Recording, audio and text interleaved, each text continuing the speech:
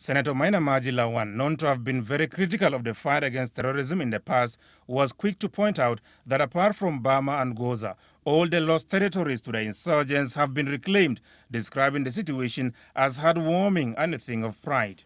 We'll continue to cooperate with our troops. We appreciate their efforts and we ask that they continue this patriotic drive to reclaim all Nigerian territory. And there is need for us to show total appreciation for what has been happening, not only in Nigeria, but also to Chad and Niger.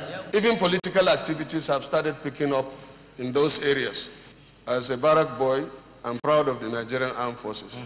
This is one thing that has united all Nigerians now. For Mr. President, something to be applauded, and for the PDP.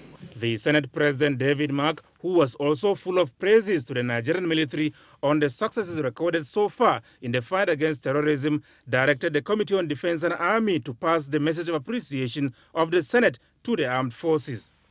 Clearly, with the right platform, the armed forces in this country will prove themselves that they are worthy of the international reputation that they've earned.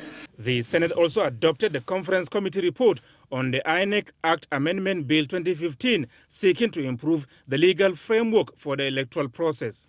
It further ensures a level playing field for all participants in the electoral process, more transparent process of conducting election.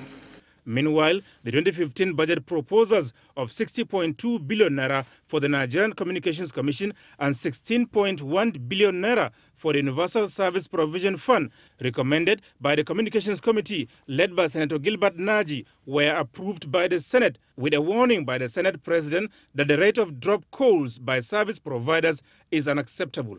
I'm beginning to take it for granted that no matter the quality of the services they provide to Nigerians, that Nigerians don't have an option.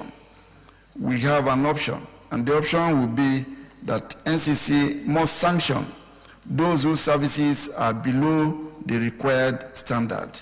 4 other reports were received by the Senate, including the one by the Committee on Power, chaired by Senator Philip Aduda, on the Electricity Management Services Authority Establishment Bill 2015.